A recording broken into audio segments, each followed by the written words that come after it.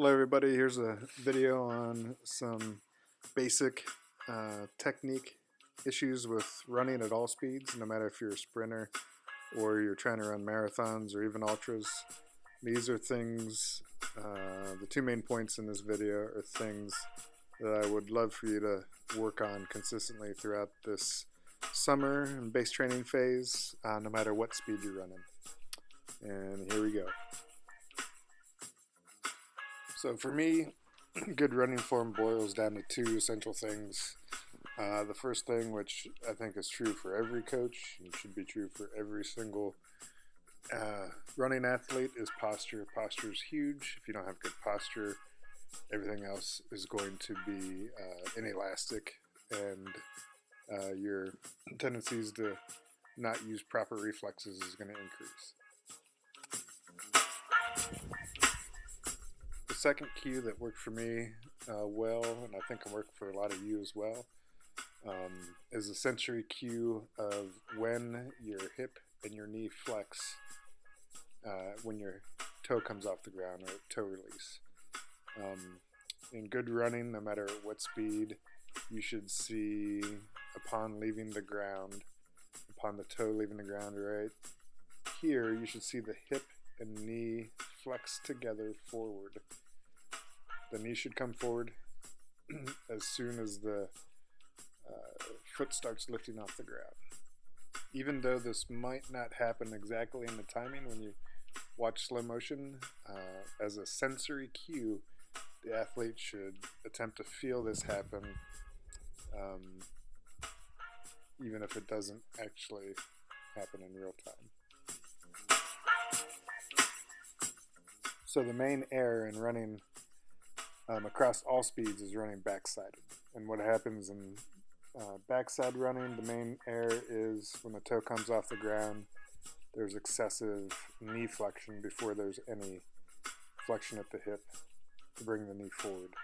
So for most of us, the cue to fix that sensory-wise is going to be to feel the hip flex very much early in the sequence. So you're going to try to get the hip flexion happening in advance of knee flexion as an over cue for a lot of us.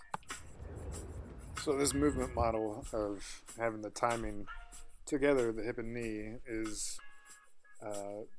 especially important in slower running as well. At all speeds, the fastest people in the race will typically be the people, and they found this out through research studies, so it's relatively scientific, that the fastest people in the world across all distances and paces of running, their knee comes forward sooner with hip flexion versus the slower folks and the more injury prone folks. And here you can see what happens when you take care of backside issues. What happens is you get good front side stuff. So you can see my shin hits relatively vertical under my body with a mid-foot strike. I'm pretty tall on the knee.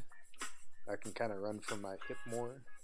And I'm not, here you see again a relatively vertical shin, which is good, and a mid-foot strike, which means I can land on the ground and keep moving forward.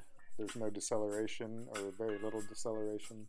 It's very much more active, and there's no braking in a heel strike. So here's an example of backside jogging. You can see I'm getting a lot more knee flexion as I come off the ground. You can see the knee folding while the hip is not moving the knee forward. What happens naturally when you do this is your leg kind of rises up high and then flaps forward at the knee too much, kind of bounces off the hamstring a little bit. And what ends up happening is you present your foot and lower leg at the ground in front of you, further in front of you on the ground, and you get a heel strike and a forward shin, which those are two bad things in any running. What happens when you do that, you You decelerate for about the first 8 inches that you're on the ground till your foot gets underneath you before you can accelerate forward again. And also, one of the main issues with this type of running in general is that heel strike turns into a really long contact patch underneath you.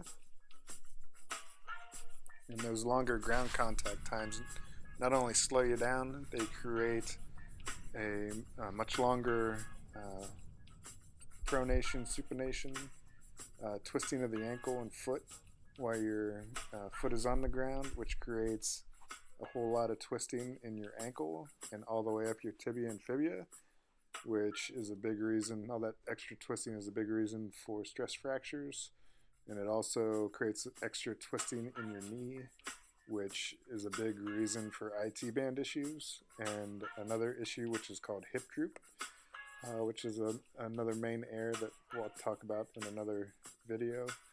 But all these things lead to a lot of issues below the hip, and you can also see I'm kind of pointing my butt back and leaning forward a little bit at the SI joint, which is another, you'll get issues in your lower back as well. So this backside running turns into slower running, less energy efficient running, and injuries. So coach, spell it out for me. What do I need to do? You can work on some drills that I'll have in some other videos, but mainly you just need to be aware and actively working on two things. Your posture. You need to be running as tall as you can be every time you go out for an easy aerobic run, a medium aerobic run, a tempo run, and when you're working on speed. Even in your jog warm-up, you should be working on these things. You should be working on being tall and feeling this knee-hip timing together. Running tall is where it all starts. Posture is the number one thing. If you are actively being tall through the top of your head all the time, it will naturally lift your pelvis up nice and tall. It'll take it out of the bad butt out pelvis postures, and this will set up more easily the running form we're talking about from the hips down. You need to actively be running with your core, trying to defeat gravity with it, actively being tall, keeping your head up over top of your shoulders, keeping your shoulders up over top of your hips, and then you'll have a better chance at controlling what's happening on the ground with your feet and with your musculature surrounding your pelvis, which is where all this is happening. The second cue that you should be working on, the hip-knee timing at toe release, basically all originates in the pelvis or in the hip flexor. If your hips are not tall, if your body is not tall above your hips, your hip flexor is going to be shortened, and your hip flexors are like a rubber band. They like to be stretched just slightly above normal length so that they will snap back like a rubber band, and that's what helps you naturally bring that knee forward early when you lift the ground. Your hip flexor is actually connected to your lower spine, and it goes through your pelvis, not actually connecting to anything in the pelvis, and then it connects to your upper femur. And if you sit or hunch or don't run with good upper body posture, it will shorten it'll push the insertion point towards the origin of the muscle, which will shorten the hip flexor and take all the elasticity out of it, just like it would a rubber band if you push two ends of a rubber band together. So actively being tall, pulling those insertion and origins apart will create much more naturally the ability to feel this sensory cue in your hip. So that's why I say it begins with posture, and then you can begin to feel the timing of how the hip and knee are working together.